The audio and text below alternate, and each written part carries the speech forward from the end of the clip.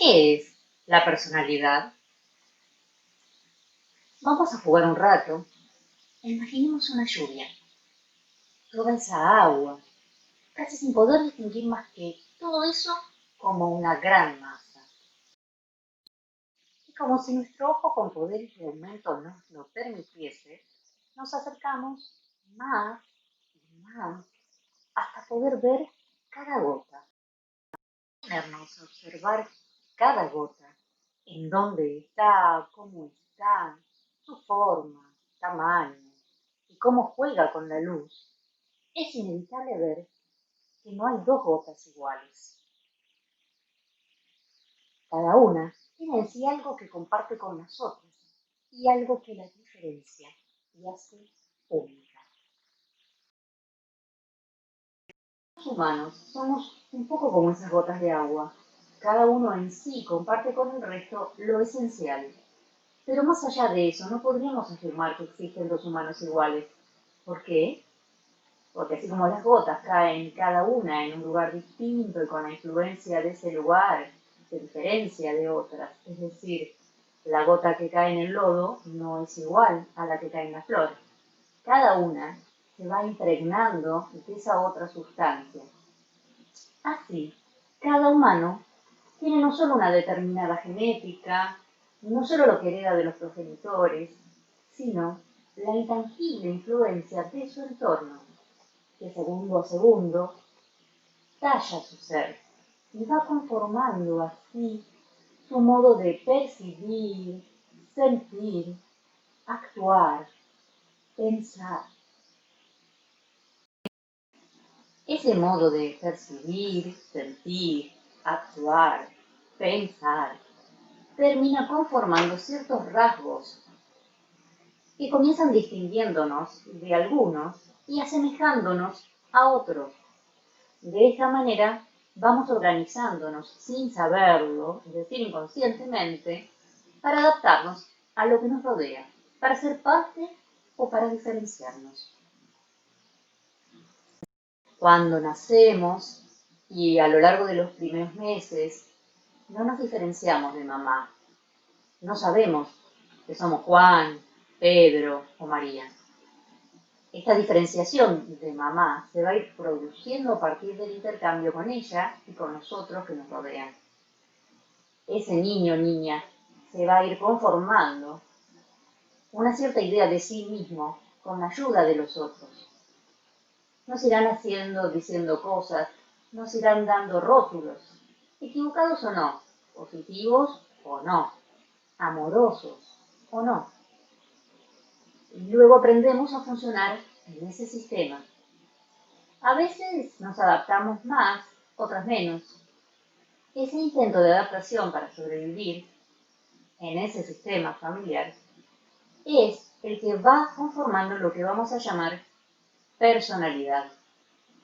Antes de decir qué es personalidad, vamos a empezar diciendo qué no es personalidad. Vamos a empezar con la etimología del término, ¿sí? ¿De dónde proviene el término personalidad? Proviene del latín y se lo asocia a las máscaras que se usaban en el teatro. Personare, sonar a través de. También los griegos, ¿sí?, usaban las máscaras en el teatro para representar los distintos estados de ánimo y a la vez para amplificar la voz. Recordemos que en aquel entonces no existía el micrófono y las máscaras tenían una cierta conformación que permitía amplificar la voz. Por eso es el personare, ¿sí? Sonar a través de. Al mostrar el ánimo también era una herramienta para expandir la voz. Bien, ese es el origen de la palabra. Hoy, la personalidad, dentro de la psicología sobre todo, no usándolo vulgarmente el término, sino, digamos, científicamente, la personalidad no es la apariencia o una máscara. Es decir, no es la imagen que la persona pretende dar, sino una proyección más inconsciente. Y también es eso que pretendemos y no logramos proyectar, además de lo que perciben los demás de nosotros. Y muchas veces, y aquí es donde vamos a decir que no es personalidad, muchas veces se confunde el término con eso, con apariencia, y podemos decir, bueno, fulano tiene mucha personalidad, tiene una personalidad fuerte, bueno, tal cosa no está bien expresada, ¿sí? No es un mal uso de lo que es personalidad. Suele también confundírselo con la influencia de una persona sobre otros o con el ideal que tiene un individuo. ¿Sí? Por eso se incurre erróneamente en la expresión, como por ejemplo, tiene una personalidad radiante, cuando se idealiza a la persona, como les decía, una personalidad fuerte, o decir que alguien tiene o no tiene personalidad, que sería, para el caso, también una expresión errónea, porque personalidad tenemos todos. Ahora vamos a adentrarnos un poco más en lo que sería una definición de qué es personalidad. Y acá en esta simpática imagen lo que les trato de mostrar es un poco lo que les decía, ¿no? De expresar personalidad como si fuese un atributo que se tiene o no se tiene.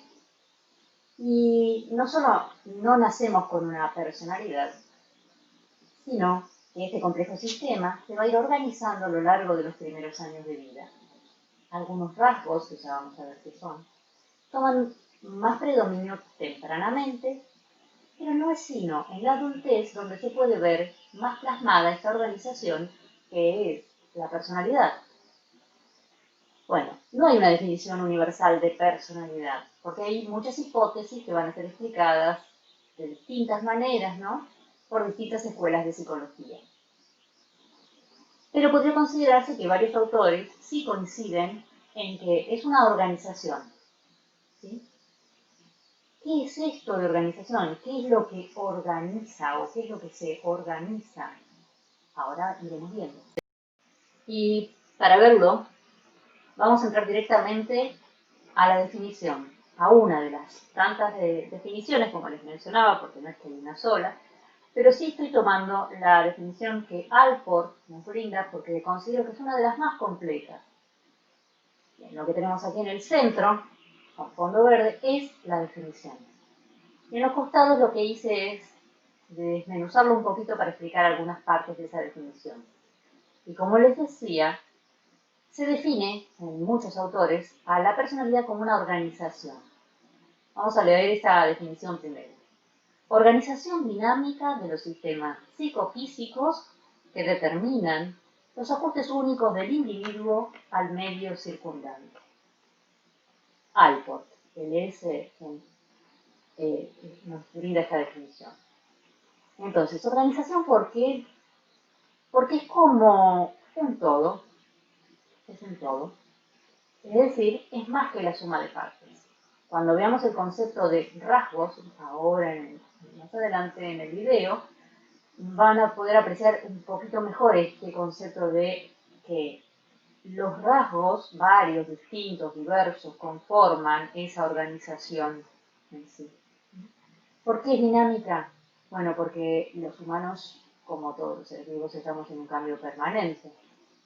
Y la personalidad, así como no es algo que es innato, es decir, no nacemos con ella, sino que va conformándose en la medida que vamos adaptándonos al entorno, no es algo estático, sino que va a ir cambiando en la medida que nos vamos adaptando, en la medida que las distintas situaciones que se nos presentan hacen que nosotros conformemos una respuesta que a veces va a ser igual, similar, o en el transcurso del tiempo vamos a ir cambiando el estilo de respuesta. Entonces, ahí es donde, gracias al aprendizaje, ¿no? Vamos a ir como cambiando esa personalidad. O sea que no es algo que se conforma de una manera definitiva y para siempre. En el mejor de los casos, lo deseable, como estamos hablando de que es algo adaptativo, es que vaya cambiando. ¿Qué pasa si no va cambiando? Que la persona va a dejar de adaptarse en realidad, porque va a responder siempre de la misma manera y los estímulos no son siempre iguales y a lo largo de nuestra vida todo va a ser un estímulo distinto, distintas situaciones nos van a ir atravesando. Es decir, sería poco adaptativo que respondamos a una discusión a los 25 años como si tuviésemos 5 años, ¿verdad? Es decir, nosotros fuimos aprendiendo mejores formas de responder en una discusión. Y también probablemente va a ser distinto a los 30, y a los 40, y así. En el mejor de los casos, por supuesto, siempre y cuando la persona esté con suficiente flexibilidad como para ir adaptándose, aprendiendo de sí misma y conformando distintos rasgos, mejores rasgos, si quiere, en su personalidad. Bien, otro aspecto en la definición son estos ajustes únicos. Ajustes únicos son conductas, conductas características y concretas. Esto que les estaba especificando recién, que son las que usa la persona para ir adaptándolas. Y otro concepto que también está explicado acá, esto de sistemas psicofísicos. Nosotros como individuos somos un cuerpo, un físico y también un psiquismo, una mente. Bien, no funcionamos por separado. A veces pareciera que sí, pero no funcionamos por separado. Entonces, esto funciona como un todo también, como un sistema. Este es el sistema que se va ajustando, ¿sí? En la medida que van transcurriendo las diversas situaciones. Esto es lo que manifiesta la conducta, el sistema psicofísico. Ya vamos a ver lo que es conducta, pero en principio nosotros tenemos una determinada forma de responder a los estímulos, ¿sí? Ya sea desde lo motriz, desde lo verbal, desde lo mental o desde lo fisiológico. ¿Sí? Bien, entonces nos vamos a quedar con esta definición. Esta va a ser quizás la única con la que vamos a trabajar en principio para no confundirnos. Por eso les pido que traten de centrarse, focalizarse en todo esto que está expresándose en la definición, para no confundir después el concepto con otro o con otra cosa, ¿sí? Para no decir que personalidad es algo que no es. Básicamente por eso vamos a centrarnos en una definición. Bien, y vamos a pasar ahora a esta partecita dentro de lo que es personalidad, que son los rasgos, que es un rasgo. ¿Cómo es que nos imaginamos esto de los rasgos? Bueno, podemos imaginarlo como un puzzle, como un rompecabezas, o podemos imaginarlo también como una esfera con facetas. ¿Ven? Es un todo que tiene distintas facetas. Fíjense que curiosamente, ¿qué pasa con esa esfera? Refleja distintos tonos de luz, distintos colores.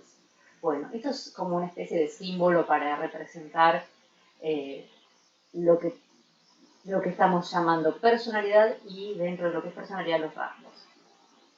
Y así como físicamente tenemos particularidades que nos van a diferenciar, como por ejemplo el color de la piel, los ojos, también psicológicamente están esas particularidades que llamamos rasgos. Según Alport, también el mismo autor que nos brinda esta definición de personalidad, rasgo es una predisposición, actitud o tendencia a responder de una manera determinada. A la vez refiere que este sistema neuropsíquico puede convertir a los estímulos en conductas adaptativas y expresivas. Vamos a ver, ¿qué es lo adaptativo? Es el qué conducta se realiza y lo expresivo es cómo se realiza. Por ejemplo, ante una discusión, una persona puede responder o evitar. Eso sería lo adaptativo. Es decir, ¿qué conducta? Puede gritar, puede hablar, puede callar. Y eso es cómo lo hace, cómo lo realiza, cómo despliega esa conducta.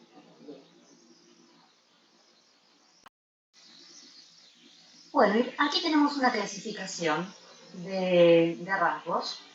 El rasgo como una marca distintiva, como una tendencia a responder de una forma determinada. Y vamos a ver que hay rasgos comunes a todos, es decir, que vamos a compartir como en grupo, las personas, ¿sí? En un determinado contexto, en una determinada sociedad, cultura, ¿sí? Van a tener rasgos en común.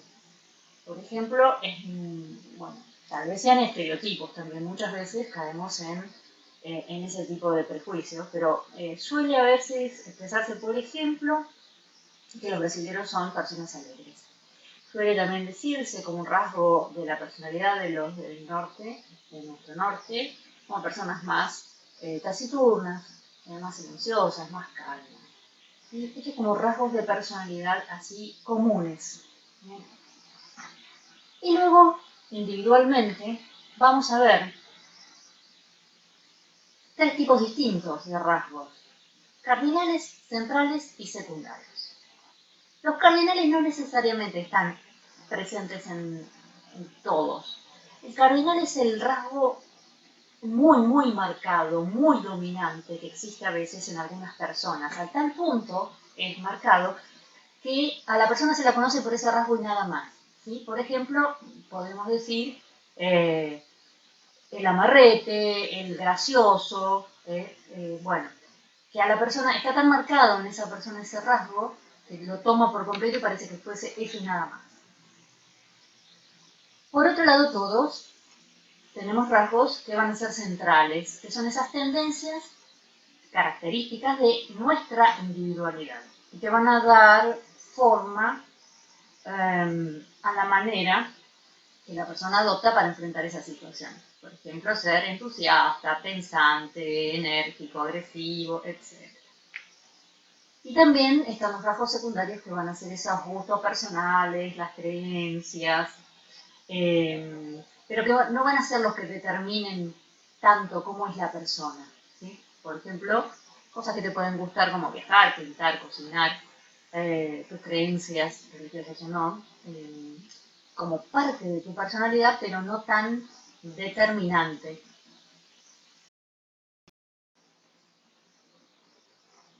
Fíjense aquí otra clasificación, esta clasificación es de otro autor, de Cattell, el autor determina como tres tipos de rasgos.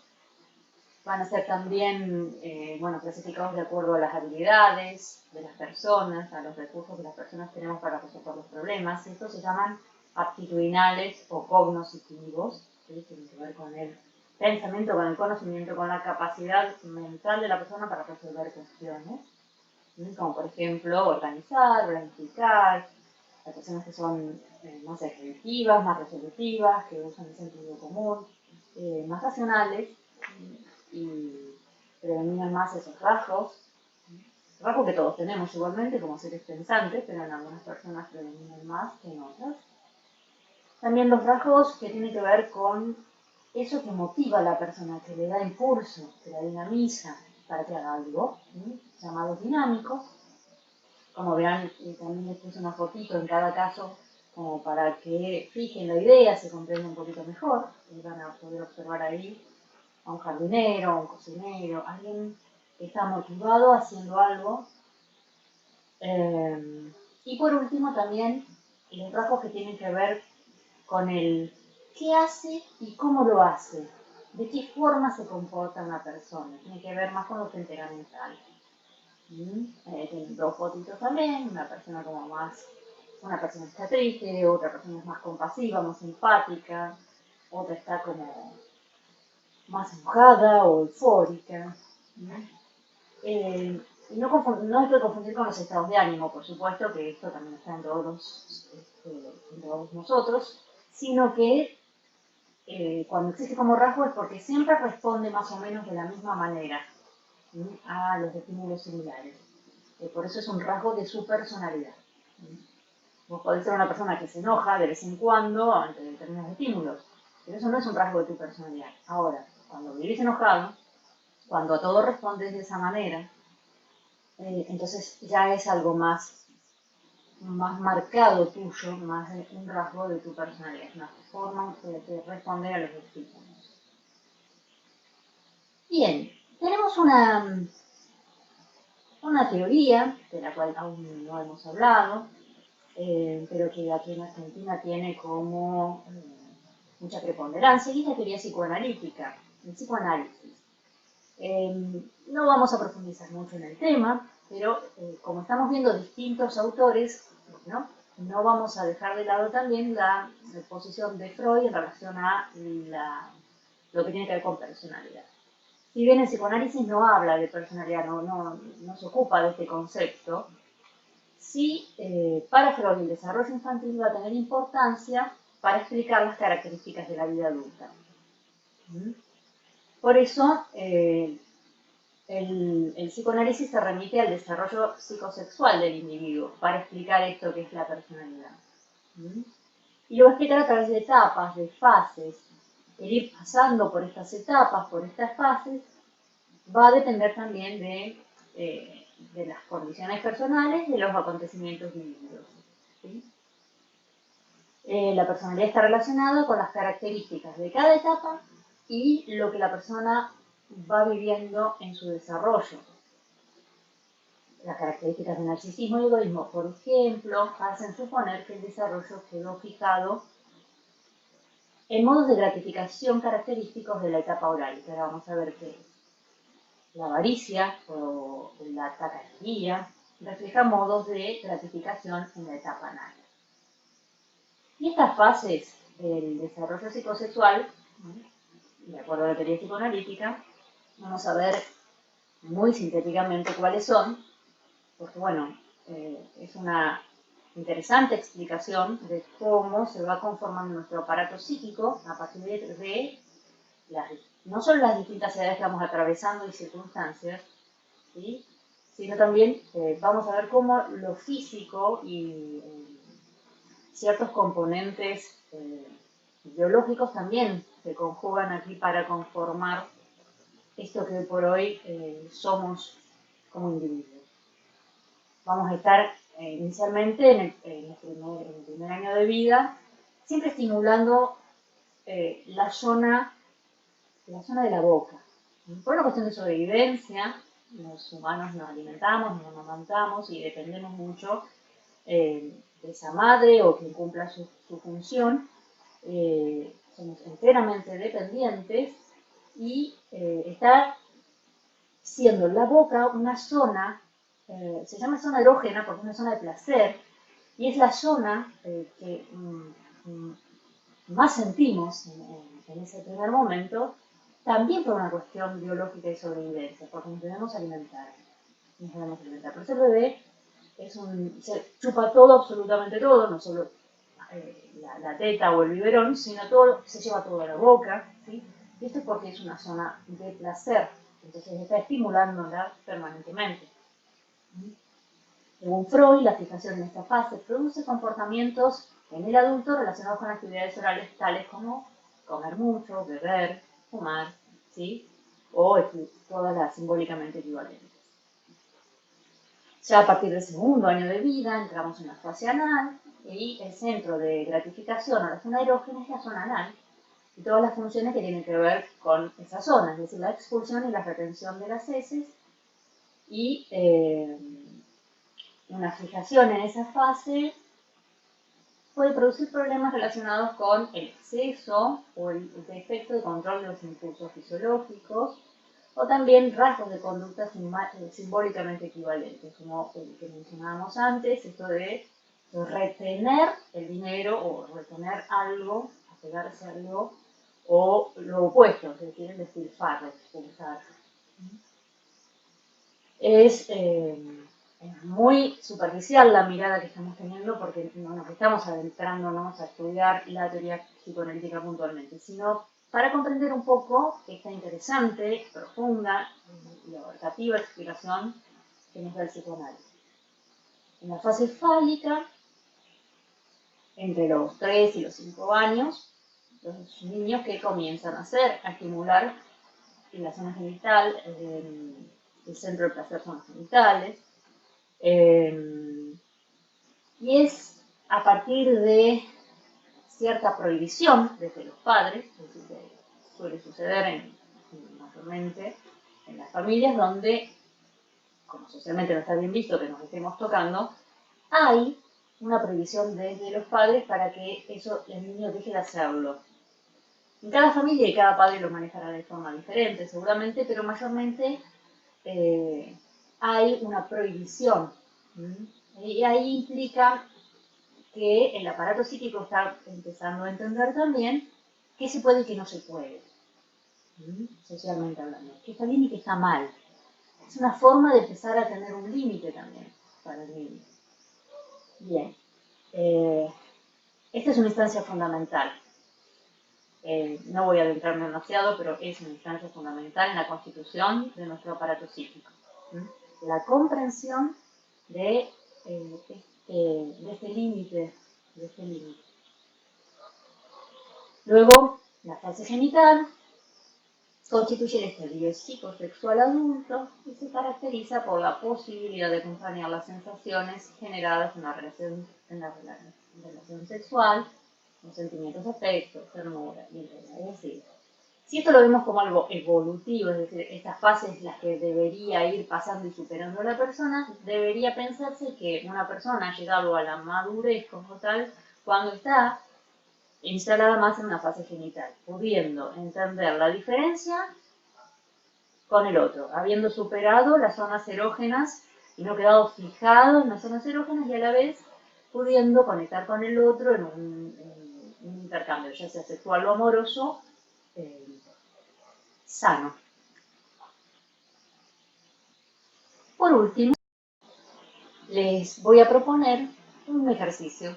Elijan una persona, un personaje, lo que quieran, y descríbanlo a partir de una serie de rasgos. Yo les voy a estar brindando en la siguiente página un conjunto de rasgos donde van a poder elegir, ¿sí? ¿Cuáles son esos rasgos que constituyen a la personalidad de esa persona o personaje que ustedes eligieron? ¿Sí? Los invito a hacer ese ejercicio como para también fijar el concepto con más claridad. Gracias y hasta la próxima clase.